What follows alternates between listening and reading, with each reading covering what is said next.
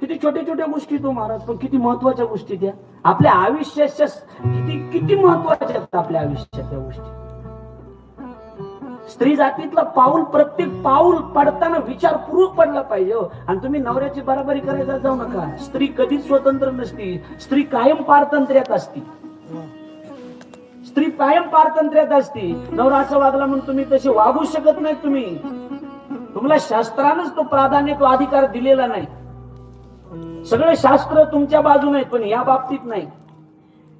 स्त्री जातीतला सगळ्यात मोठा अलंकार जर कोणता असेल तर तिचं चारित्र्य हा सगळ्यात मोठा अलंकार आहे.